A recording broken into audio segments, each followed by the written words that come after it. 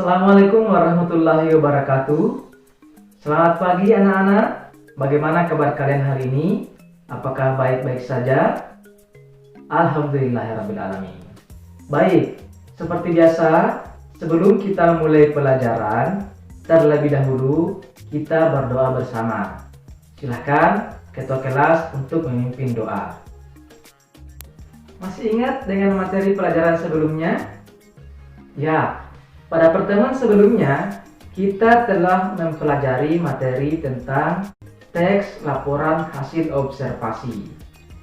Kaitannya dengan materi kita hari ini adalah kita masih akan membahas tentang materi teks laporan hasil observasi.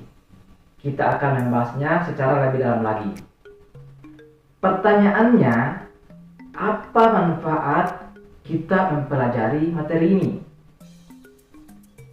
Betul sekali.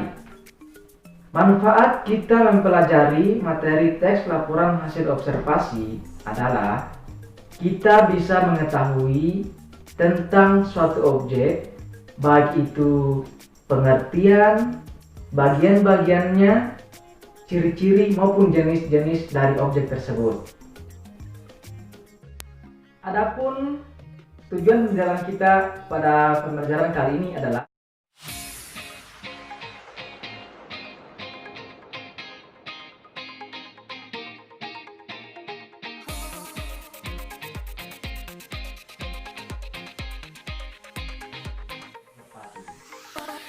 materi pokok yang akan kita pelajari pada pertemuan kali ini adalah pertama, struktur teks laporan hasil observasi. Yang kedua, unsur kebahasaan teks laporan hasil observasi. Dan ketiga, isi teks laporan hasil observasi. Materi pertama, struktur teks laporan hasil observasi. Struktur teks laporan hasil observasi terdiri dari 3 bagian. Yang pertama adalah pernyataan umum. Pernyataan umum berisi tentang definisi atau informasi tambahan tentang objek yang dilaporkan. Yang kedua adalah deskripsi bagian, berisi tentang perincian bagian-bagian yang dilaporkan. Dan ketiga, simpulan. Simpulan berisi ringkasan umum hal yang dilaporkan. Materi yang kedua adalah unsur kebahasaan teks laporan hasil observasi. Unsur kebahasaan teks laporan hasil observasi terdiri dari penggunaan istilah, penggunaan kalimat definisi, penggunaan kalimat klasifikasi, maupun penggunaan kata sambung atau konjungsi, penggunaan kata umum khusus, penggunaan kata, kalimat, ejaan, dan tanda baca yang tepat. Materi yang ketiga adalah tentang isi teks laporan hasil observasi. Isi teks laporan hasil observasi adalah tentang suatu objek atau tentang suatu konsep. Isi teks laporan hasil observasi dapat juga berupa informasi penting yang terdapat dalam setiap paragraf. Baiklah anak-anakku sekalian, untuk lebih memahami tentang materi ini, perhatikan contoh teks laporan hasil observasi berikut tentang pantai. Pada bagian pertama, pernyataan umum itu berada di paragraf pertama, ditandai dengan kalimat definisi dan informasi tambahan tentang objek yang dilaporkan. Dalam hal ini, pada kalimat pantai adalah batas antara lautan dan daratan. Bagian kedua yaitu deskripsi bagian, yakni berisi perincian bagian-bagian yang dilaporkan. Dalam hal ini, yang dirinci adalah tentang 4 pantai yang disebutkan pada pernyataan umum sebelumnya, yakni Pantai Landai, Pantai Curam, Pantai Bertebing, dan Pantai Karang. Sedangkan simpulan untuk contoh teks laporan hasil observasi tersebut yakni berada di paragraf terakhir dari teks ini, yakni simpulan tentang pantai, Pantai terdiri dari beberapa jenis, kemudian komponen abiotik dan biotik, dan seterusnya. Baik anak-anakku sekalian, sampai di sini ada pertanyaan? Oh ya, betul. Yang baru kita jelaskan tadi adalah hanya sebatas tentang struktur teks laporan hasil observasi. Sekarang kita akan membahas tentang unsur kebahasaan teks laporan hasil observasi berdasarkan contoh tersebut.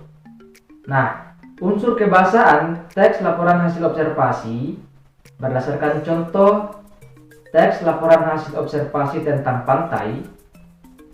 Unsur kebahasaan yang terdapat di dalamnya adalah penggunaan kalimat definisi yang ditandai dengan kata adalah dan merupakan. Pada kalimat pantai adalah, pantai merupakan, sampai seterusnya. Nah, untuk kalimat klasifikasi, penggunaan kalimat klasifikasi itu terdapat pada bagian tentang perincian bagian-bagian dari pantai. Misalnya, pantai dibagi menjadi beberapa macam, yaitu pantai landai, pantai curam, pantai bertebing, dan pantai karang. Kemudian dirincikan lagi, diklasifikasikan lagi tentang bagian-bagian dari 4 pantai tersebut. Nah, itu untuk unsur kebahasaan.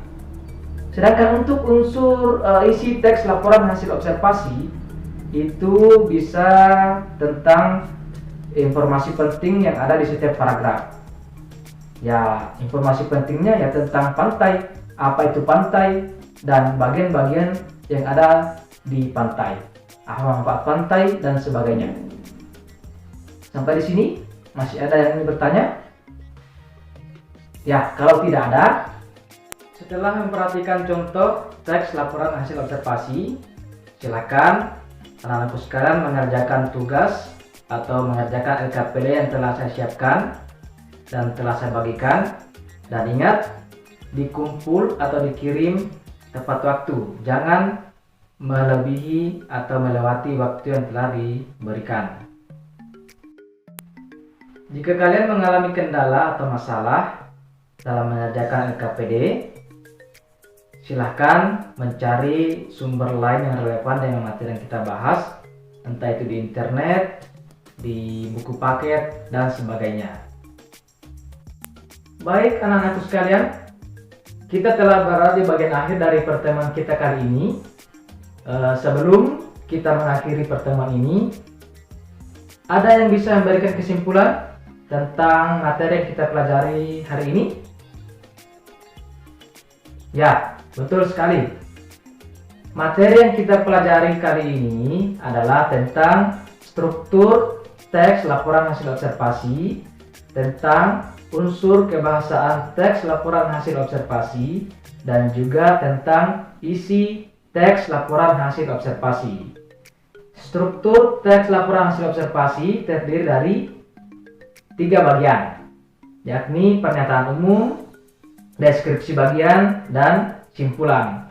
Sedangkan unsur kebahasaan teks laporan hasil observasi terdiri dari penggunaan istilah, penggunaan kalimat definisi, penggunaan kalimat klasifikasi, penggunaan kata sambung, tanda baca, ejaan, dan sebagainya.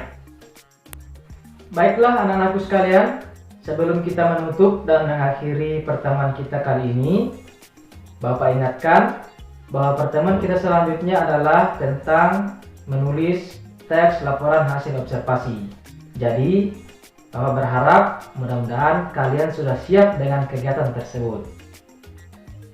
Mungkin cukup sekian yang dapat kita bahas pada pertemuan kali ini. Lebih dan kurang yang mau dimaafkan. Saya akhiri. Assalamualaikum warahmatullahi wabarakatuh.